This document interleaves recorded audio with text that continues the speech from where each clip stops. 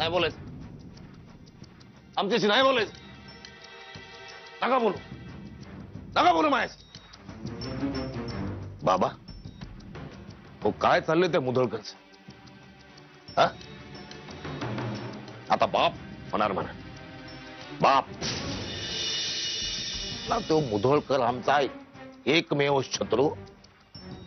आमचा बघा कसा पुढं पुढं जातोय. बाबा अहो, त्यांनी आम्हाला दूतात हरवलं, आमचा अपमान केला, पैसे तोंडावर फेकले, गरीबाला वाटा म्हटला आणि निघून गेला. ती हार आम्ही पचवली. आमच्या स्वप्नात काय यायला लागला, आम्हाला धमक्या काय द्यायला लागला, सगळं पचवलं आम्ही.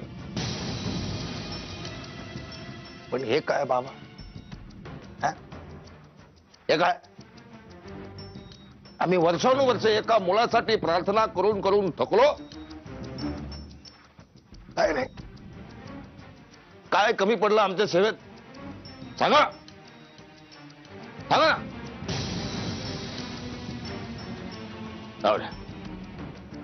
तुमच्या मनात येईल तेव्हा आमच्या पदरात पुत्रप्राप्तीचं दान टाक. पण समजा नाही टाकलं तर तुम्ही आहे आणि मी आहे.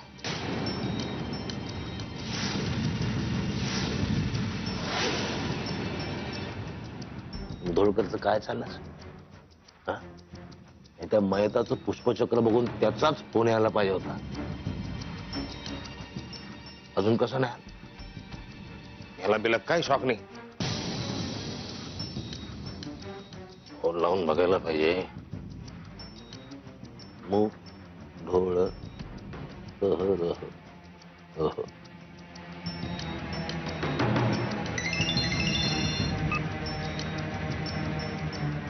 बोल रे. वळखा, वळखा. दादा, माझ्या फोनवर समोरच्या माणसाचं नाव दिसतं, तो कितीही नकोसा असला तरी सुद्धा. बघा आता, आम्ही दादासाहेब होळकर, आय इज दादासाहेब होळकर. काय मुधोळकर साहेब? माझ्याकडे फार वेळ नाहीये, बोल. अभिनंदन, अभिनंदन. म्हणजे तुमच्याकडे वेळ नाही म्हणून तुमचं अभिनंदन नाही, तुम्ही आता बाप होणार म्हणून तुमचं अभिनंदन.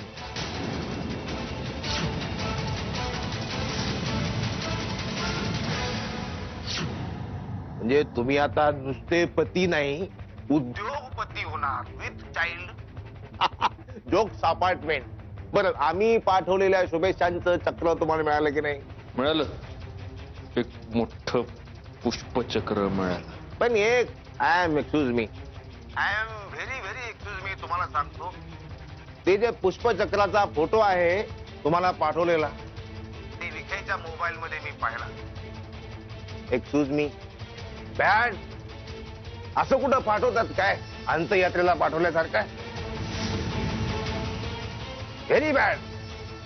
तुम्हाला सांगतो, म्हणून त्या विखेला आम्ही खांबाला बांधलाय आणि त्याच्या लेंग्यात वारूचा वारू सोडून दिले. भुंग्यांच तळमळतोय आता. आपल्याला आवडत नाहीये सगळं. I cannot textile this, not textile. Tolerate असा शब्द आहे, टॉलरेट. तेच तेच तेच ते आपल्याला नाही आवडत आहे सर. दादा, कसं आहे, गाढव हा प्राणी कळपात राहतो. तू आणि तुझी ती 2-4 गाढवं मिळून जो काही गोंधळ घालता, त्याच्यामुळे माझ्या होणाऱ्या बाळाच्या केसाला सुद्धा धक्का लागू शकत नाही. इथून पुढे हिशोबात राहा.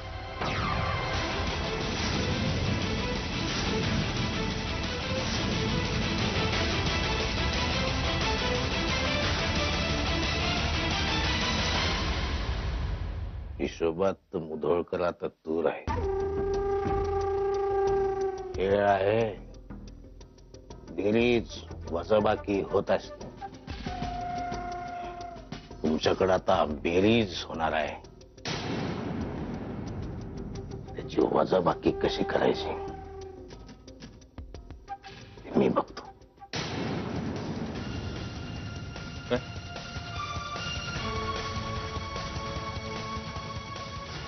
सगळे बघताय का अशा माझ्याकडे? आई, भूक लागले खूप, मला. चल जेवणाचं बघ लवकर. चला हला निघा.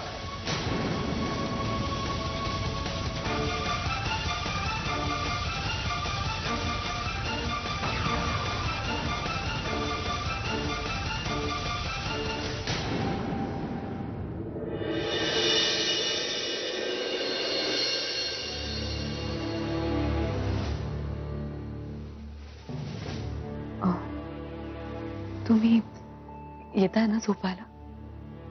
नाही तुझं, मला वेळ आहे अजून. अगं खरंच जा. हे असं उशिरापर्यंत जागा राहणं बाळासाठी चांगलं नाही. मला पण झोप नाही येते.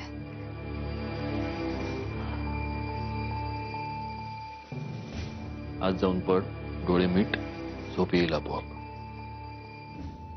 कळलं? आणि याचं टेन्शन अजिबात घेऊ नकोस. आणि मी सुद्धा जागा आहे, कारण विहंग येणार आहे. त्याचा आत्ताच फोन आला होता, तो येतोय भेटायला. तुझा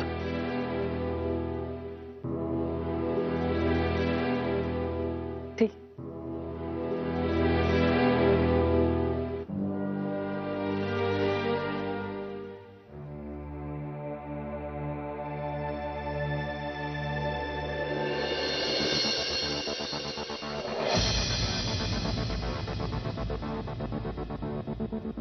काय झालं सत्यजित? काय म्हणाली दादाची बायको? ती भेटायला आलीच नाही. मी 2 तास तिथे तिची वाट पाहत उभा होतो, पण वाटलंच होतं मला. अरे जी बाई आपल्या नवऱ्याच्या समोर साधं तोंड उघडायची हिंमत करत नाही, तीच बाई आपल्या नवऱ्याच्या विरोधात त्याच्या शत्रूशी हात मिळवेल. ते आपण नंतर बोलू विहंगा. पण त्याआधी हे बघ. काय बघ.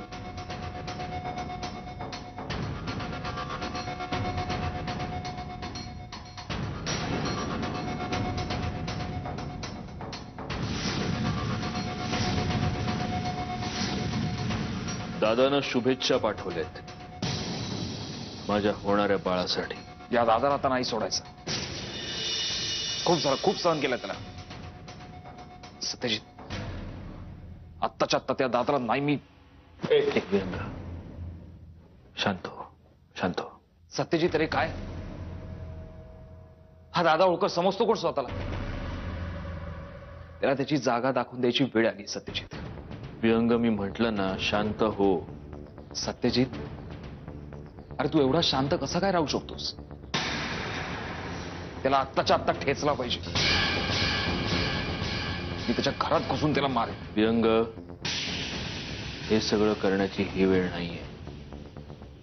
सत्यजित, अशा कितीतरी गोष्टी आपण आपल्याला हव्यात तशा केल्यात आणि नंतर त्या गोष्टी निस्तरल्यात. आणि हा दादा आपल्यावर एवढा मोठा वार करतो आणि तरी सुद्धा तू म्हणतोयस जे काही करायचं ते शांतपणे. राग मलाही आलाय विहंग. आग जळते माझ्या हात. पण यावेळी त्या दादाला मी असा ठेचणार आहे ना की त्यानं स्वतःहून येऊन माझ्या पायाशी त्याच्या मरणाची भीक मागितली पाहिजे.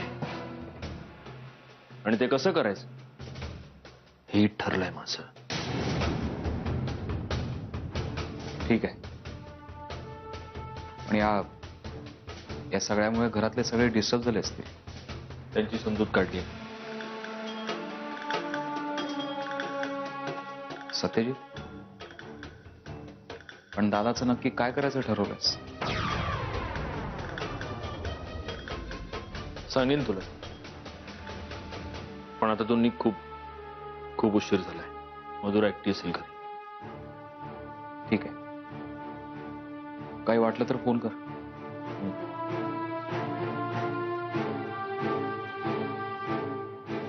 हे फेकून द्या.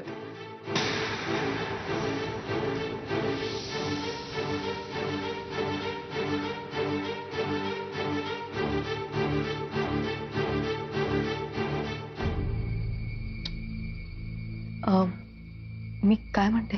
तू अजून झोपली नाहीस मंजिरी. अगं जाऊन झोप ना.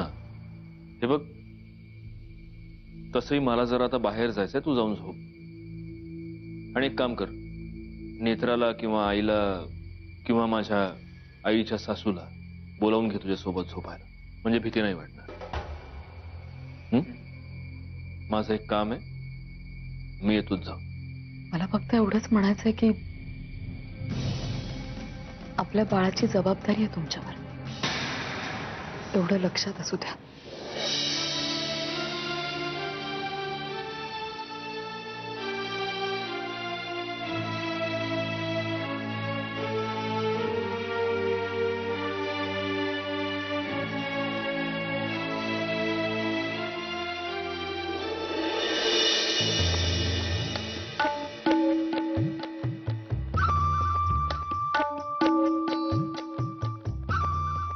दादा होळकर. मला आधी का नाही सुचलं हे? कसं नाही लक्षात आलं? माणूस घाणेरडा आहे पण कामाचा आहे. आता आणखी उशीर केला ना तर माझ्यासारखी मूर्ख मीच ठरेन.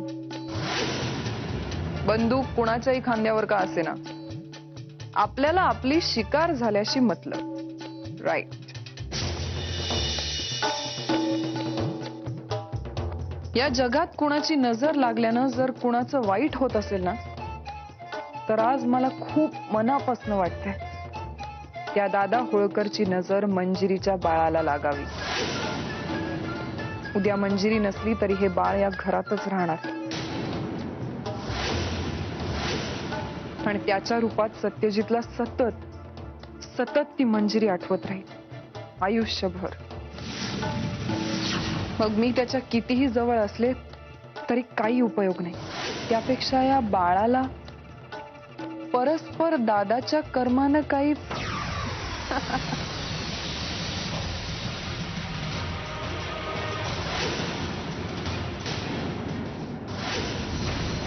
माझं हे काम केलंस तर खूप फायद्यात राहशील.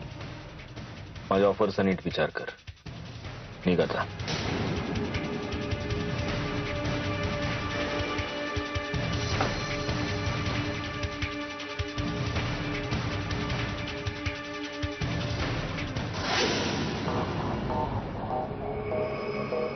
काय रे, कसला विचार करतोयस?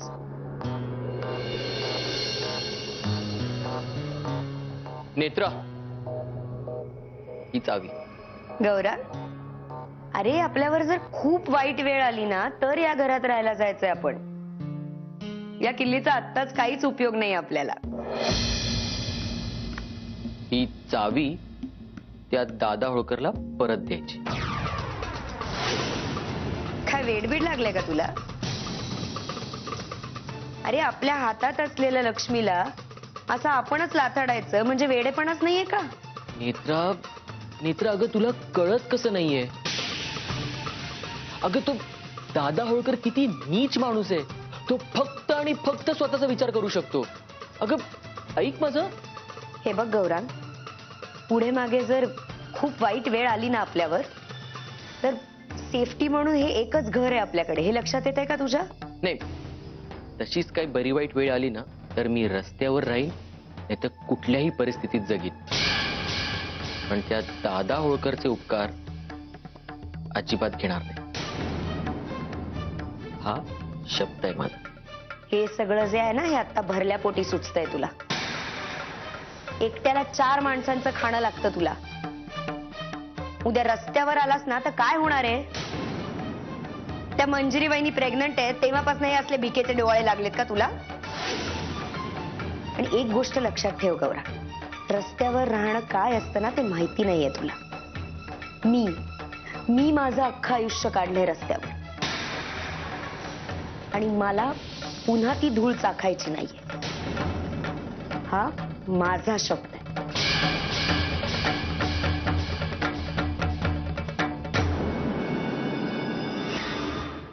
अरे बाबा, मी हेच समजावलं त्या सत्याला की त्या दादा होळकरच्या बायकोची साक्ष मिळणं काही इतकं सोपं नाही. आणि जर का मिळालीच साक्ष तर 0 मिनिटात केस ओपन करू ना आपण. पण ती कवा मिळेल, कधी मिळेल त्याचा काही पत्ते आहे का आपल्याला? ते मला कळतंय मल्हार, पण सत्यजितला कोण समजावणार? वेड्यासारखा त्या दादाच्या बायकोला कन्व्हिन्स करायचा प्रयत्न करतो. तेवढ्यासाठी तो तिला भेटायलाही गेला होता. मग काय झालं? काय होणार? आली नाही ती. खोटं सांगितलं तिने. नाही, तिनं खोटं नाही सांगितलं. ती आली नाही त्याचंही एक कारण आहे. बसा.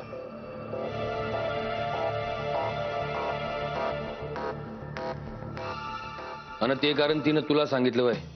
दादाची बायको आली नाही कारण तिला येऊ दिलं गेलं नाही. दादानं आपल्या बायकोला कुठेतरी गायब केले. म्हणजे का? मग त्याला सुगावं लागलं का काय ती तुला भेटायला येणार आहे म्हणून? एक मिनिट. तुला कसं कळलं तिला गायब केलंय ते? विहंग दादाच्या लंकेत माझा एक विभीषण सोडलाय मी. अरे बाबा, तो 12 गावचं पाणी प्यायलेलं आहे. त्याला कच्चा लिंबू समजू नको तू. सत्या, समजलं का? सत्यजित, मी तुला कालच सांगितलं होतं, बी केअरफुल. नाहीतर असं नको व्हायला. त्याचं जाळं तोडता तोडता तू स्वतः त्याच्या जाळ्यात अडकशील.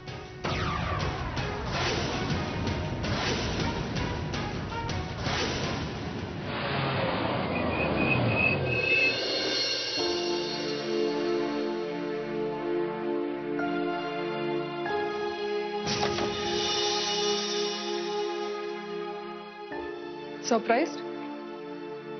घरात कोणीही नाहीये, फक्त तू, मी आणि हा एकांत. प्रिया, प्लीज नको. काय झालं सत्यजित? अशी संधी आपल्याला इतक्या दिवसानंतर मिळाली आणि तू. प्रिया, प्लीज.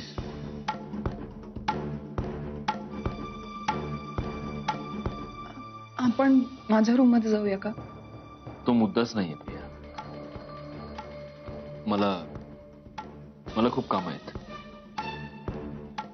कामं रोजच असतात, पण अशी संधी रोज रोज येत नाही. तुला एकदा सांगून कळत नाही का? का चिडतोयस तू माझ्यावर? का टाळतोयस मला? आता मी नकोशी झाले ना? तुझी ही फालतू बडबड ऐकण्यात मला इंटरेस्ट नाहीये प्रिया. आता माझी बडबड फालतू वाटायला लागली ना तुला?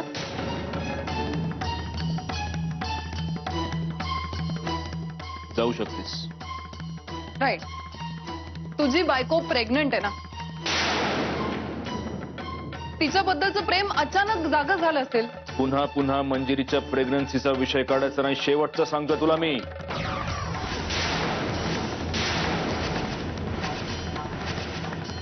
सत्यजित, काय झालंय तुला?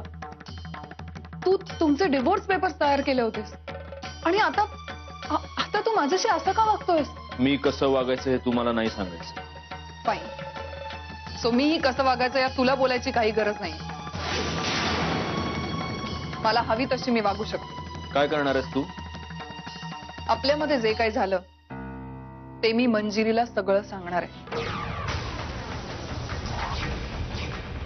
ब्लॅकमेल करतेस? माझ्या प्रेमाला जर तुला ब्लॅकमेलिंगचं लेबल द्यायचं असेल तर ठीक आहे.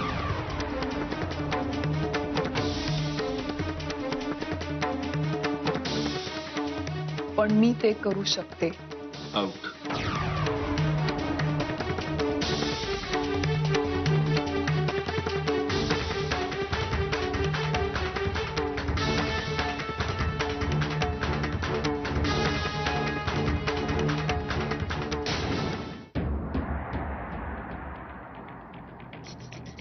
थांब सुंदरे. तुझी खोली काय इकडे आणली आहे काय? सारखं सारखं माझ्या लेकराच्या खोलीकडे काय असतंय ग तुझं? जी मी फक्त. आजी, अहो तुम्ही का चिडताय उगाच? तुला प्रश्न विचारला का मी मंजिरी? जिला प्रश्न विचारला तिला उत्तर देऊ दे. तिचा मंजूळ आवाज ऐकायचा आहे मला. आजी, मी आल्या दिवसापासून बघते तुमचा माझ्यावर राग आहे. हे बघ, येड घेऊन पेडगावला जाऊ नगस.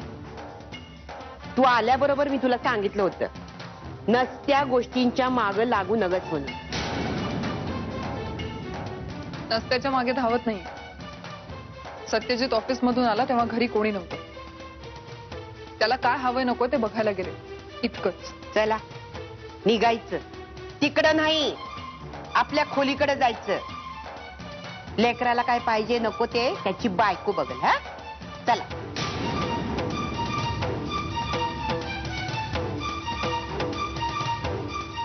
आजी आजी तुम्ही उगाच गैरसमज करून घेताय तिच्याबद्दल. अहो खरं तर ती खूप चांगली मुलगी आहे. देवाचा प्रसाद आणलायस ना? जा घरात समध्यासनी वाढ.